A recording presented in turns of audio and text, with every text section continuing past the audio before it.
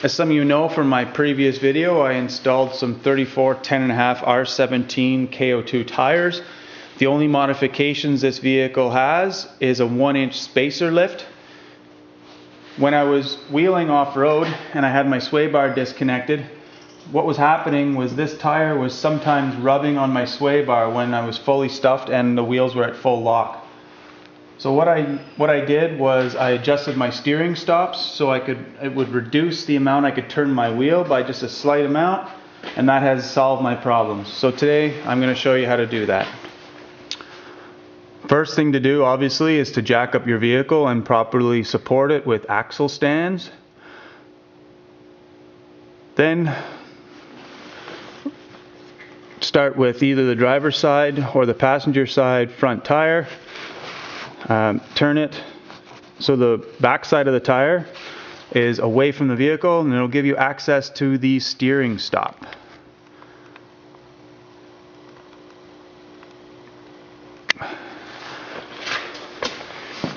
Which is this screw right here. So at full lock, what this screw does is it touches the lower C on your axle housing. And that is your limiting factor on your steering motion. Next, grab a ratchet and a 15 or 14 mil socket and remove your steering stop.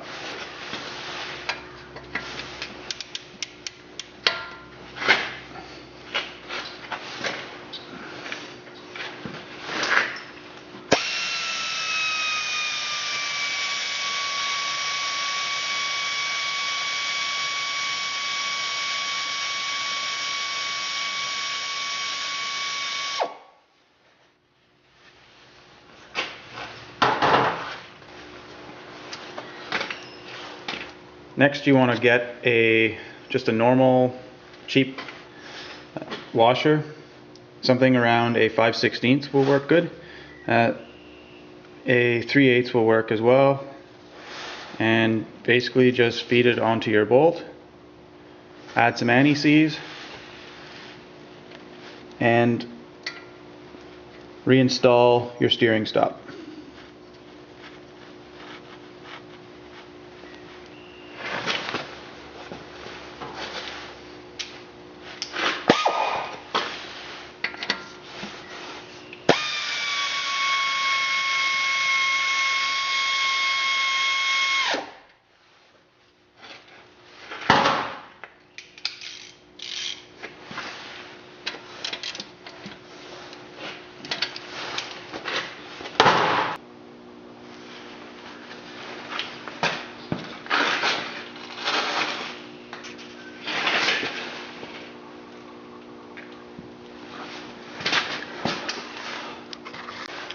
Next is to repeat this procedure on the other side of the vehicle.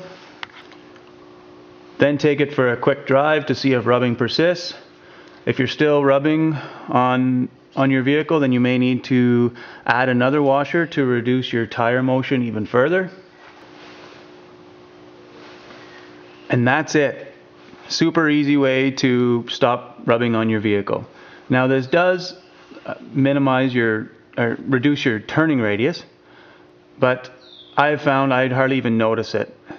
Just to keep in mind as well, adding tires with less back spacing will probably stop your tire rubbing as well. However, keep in mind that increases your scrub radius, which will also reduce your turning radius as well. The other disadvantage of the aftermarket tires and rims with less back spacing is when you stick your tire and rim out a little bit farther, you're adding a little bit more load and leverage on your ball joints and your axle housing. So just keep that in mind. Both will work, and both are fine options. Anyway, thanks for watching. Tune in next time.